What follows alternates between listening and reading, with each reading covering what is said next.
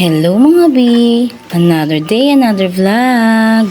So ayan nga po mga B, kinukulit ko po dyan si JK. Nakakatuwa lang kasi alam mo yun, yung may alaga kang mga puppies na palasunod sa iyo ba ay kainaman ga are. Oh, hi Jay! Hi daw po! It's me, JK! Yan na, JK namin na maraming muta.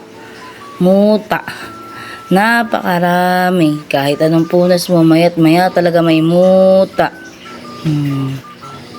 Magwa 1 month na nga po pala sa amin si JK. Yan. Pasensyahan nyo na. Lumilingon ako kasi gawa naman ng isa namin papi. Yan. So, ayun nga po. Ang lapad ng likod ng ate mo at ang laki ng tiyan ng ate mo. Ngayon naman po si Max. Ang aming alagang isa.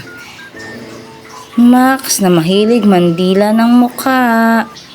Hi, it's me, Max. Na palatae. Ay, sorry mga B. Ayan nga po, gusto niyang bumaba dyan. Kaso ayoko. Ewan ko po ba, takot na takot si Max. Pagka kinakarga siya, tas ganyan. Ang kulit ni Max. Ay nako mga B, pang ilang tuta na namin yan. Diyos ko po, Rode.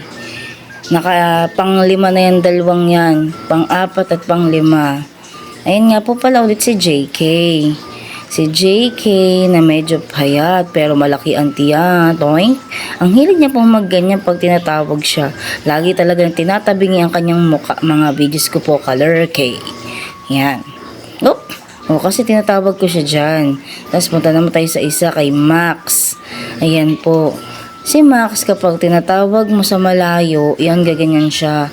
Lalapit talaga siya, unlike kay JK. Isko po, paano ba naman kasi hindi ako malilito? Ang pangalan ng tuta ko is JK.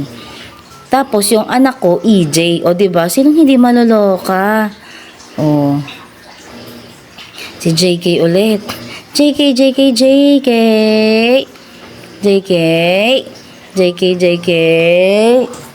Ang kulit naman ng JK at Max. Kanina yan, tatakbo po ako papunta sa kusina. Titinan ko kasi ulit kung sasama sila.